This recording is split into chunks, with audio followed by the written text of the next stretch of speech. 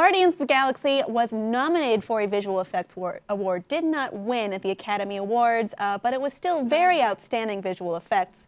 So there was a problem that was recently brought up by director James Gunn, which was, what do they do about Groot's crotch? So he is a tree man. Yeah. He's tree, but he's also a man. So what did they have to do with that area? So he was talking recently on his Facebook.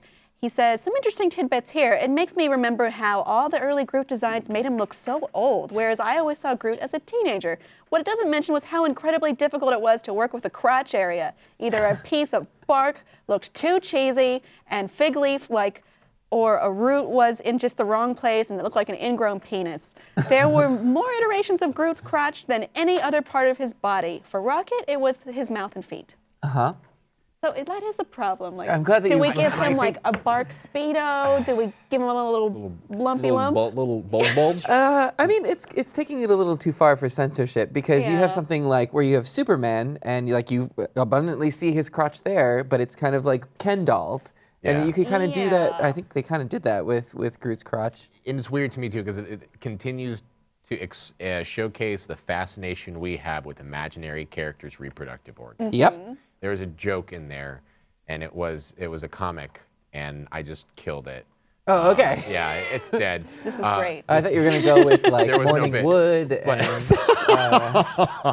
More something like that. No. But yeah, why? Yeah. Why?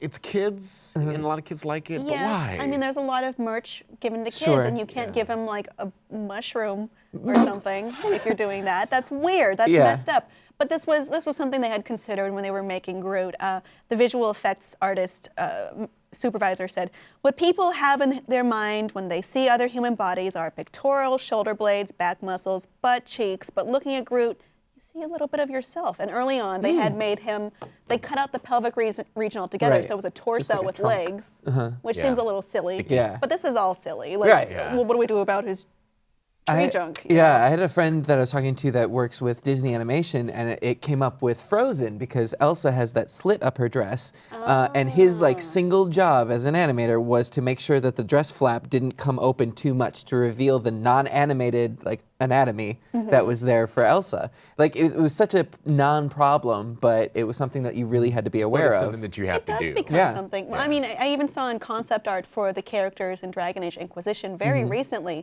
You know, they didn't really, there are some nude scenes, yes, but they didn't really know what to do with like the pelvic area, so all of the models just have their Ken dolled out. Right. All of them. Yeah. And it's a little off-putting to see, but it's just like, what else are you gonna do? Yeah. What are you gonna do? Like you can either cater to the people who are going to be looking for that, which are people you don't want to really cater to, or you do what they're doing and you acknowledge its existence, but you also just you just kind of you put it to bed. Yeah. You know. So I don't know. I think it's the best circumstances you can make from the situation. Yeah. You know.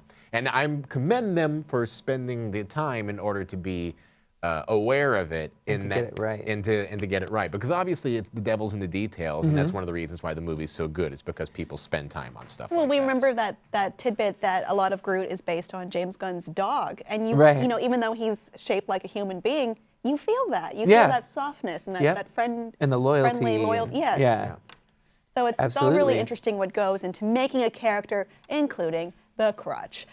And it all goes to show even more so that, in my opinion, how animators should be treated like actors, because animators bring life into the character. They do. And they do not get enough respect, in my opinion, in the greater industry. So, and they get shuffled around like tools. We love you, animators. Yay. Yay. What did you think of, well, have you thought about this before? Like, what goes into making the crotch area of a character like Groot? Let us know below in the comments. And please be sure to subscribe.